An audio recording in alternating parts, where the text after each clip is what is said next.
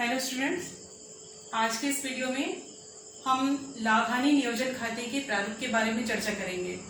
तो स्टूडेंट्स, आपने last year 11th class में ये पढ़ा होगा कि एक एकाकी व्यापारी कैसे फर्म में लाभ हानि खाता बनाता है और उस लाभ हानि खाते के शेष को अकेला ही ले जाता है, यानी कि उसका जो भागी होता है वो अकेले ही वह व्यापारी होता है जिसका व्यापार है। लेकिन इस साल हमको पढ़ना है, कक्षा 12 में हमको साझेदारी फर्म के बारे में पढ़ना है।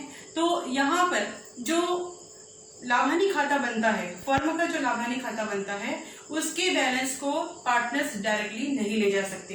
क्यों नहीं ले जा सकते? क्योंकि उसमें कुछ समायोजन होते हैं, वो किया नहीं गया होता है और उसको करने के बाद ही जो राशि बचती है उसमें पार्टनर्स भागी हो सकते हैं। तो देखते हैं लाभ हानि नियोजन खाते का प्रारूप क्या होता है। लाभ हानि नियोजन खाते का जो प्रारूप होता है उसको तो हम देखेंगे ही, लेकिन हम ये जान लेते हैं कि इसमें जो फर्स्ट नंबर में बैलेंस आया है वो कहाँ से आया है। तो स्टूडेंट्स, ये आया है फर्म के लाभ हानि खाते से। फर्म का जो लाभ हानि खाता है वह क्या बैलेंस दिखा रहा है, डेबिट बैलेंस दिखा रहा है या क्रेडिट बैलेंस दिखा रहा है, उसके बारे में हम यहाँ पे देखेंगे कि प्रश्न में क्या दिया हुआ है। अगर क्रेडिट बैलेंस है इसका मतलब ये है कि वो लाभ है, और अगर डेबिट बैलेंस है इसका मतलब वो हानि है। तो यहाँ पर प्रश्न में ये देखा जाता है कि हानि दिया हुआ है या लाभ। वर्ष का जो शुद्ध लाभ होता है वह प्रश्न में दिया गया होता है, और अगर लाभ दिया हुआ है तो लाभ हानि नियोजन खाते के क्रेडिट में लिखेंगे, और अगर हानि दी गई होती है तो वो लाभ हानि नियोजन खाते के डेबिट में लिखेंगे। आपको डेबिट और क्रेडिट लास्ट ईयर पढ़ाया गया था। इसमें आपको मालूम ही होगा कि जो खाता होता है उसमें दो पक्ष होते हैं, डेबिट और क्रेडिट। आपके बाएं साइड डेबिट होता है और क्रेडिट साइड जो होता है वो दाएं हाथ में होता है। तो इस प्रकार से यहाँ पर लाभ और हानि के बारे में हमने बात कर ली। फिर इसके बाद में डेबिट में सेकेंड नंबर पे है पूंजी पर ब्याज। ये वह ब्याज होता है जो साझियों की पूंजी पर दिया जाता है, फर्म के द्वारा साझियों को दिया जाता है। तो यहाँ मान लीजिए हमारे एग्जाम्पल में दो पार्टनर हैं, ए और बी, और ए ने पूंजी लगाई है बिजनेस में 10,000 रुपए, और उस व्यक्ति को, ए को 10,000 रुपए के ऊपर 10% जो है वो इंटरेस्ट दिया जा रहा है फर्म के द्वारा। तो उसे हम किस प्रकार लिखेंगे? यहाँ पर निकालेंगे, पहले गणना करेंगे कि कितना ब्याज हो रहा है। तो 10,000 का 10% 1,000 होता है, और बी की जो राशि है वो 20,000 पर 10% मिलेगा 2,000 रुपए।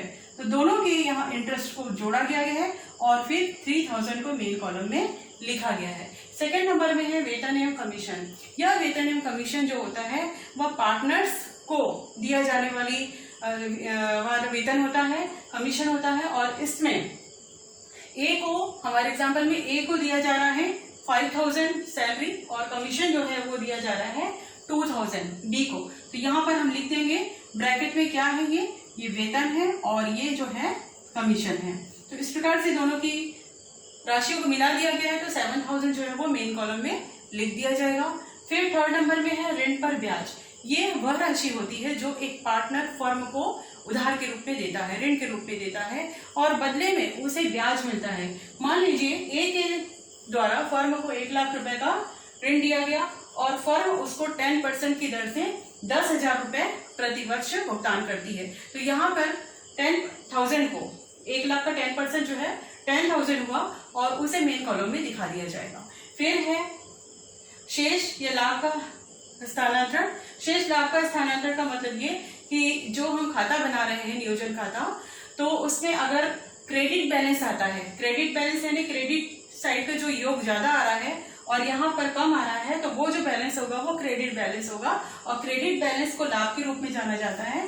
तो लाभ जब भी आता है इस खाते में तो वो संबंधित साझेदारों की पूंजी या चालू खाता, ये हमको प्रश्न से पता चल जाएगा कि पूंजी खाता बनाना है या फिर चालू खाता बनाना है, उसमें दिया हुआ होता है। तो यहाँ पर उस खाते का नाम यहाँ पे लिखते हुए ए और बी दोनों पार्टनर के सामने वह राशि लिख दी जाएगी जो उनके लाभ में हिस्सा होगा, वह राशि लिख दी जाएगी। दोनों को मिला के मेन कॉलम में राशि को लिख दिया जाएगा। नेक्स्ट है क्रेडिट साइड। तो क्रेडिट साइड में फर्स्ट नंबर में लाभ में आपको बता ही चुकी हूँ कि प्रश्न में दिया होगा लाभ कितना है, उसको हम देखकर यहाँ पे लिख देंगे, और फिर इसके बाद है आहरण पर ब्याज खाते को। आहरण पर ब्याज खाते को मतलब ये है कि जो पार्टनर्स फर्म में आहरण किए हुए होते हैं उनसे उस राशि पर, जैसे मान लीजिए ए के द्वारा 50,000 का आहरण किया गया और बी के द्वारा किया गया 20,000 का आहरण, तो इन पर जो ब्याज लिया जा रहा है, मान लीजिए 5% इसका लिया जा रहा है, तो 50,000 का 5% कितना हो गया, ये हो गया 2,500 और 20,000 का 5% जो होगा वो 1,000 होगा। तो इस प्रकार से दोनों राशि मिलाकर यहाँ पर 3,500 जो है वो मेन कॉलम में बाहर की ओर लिख दी जाएगी।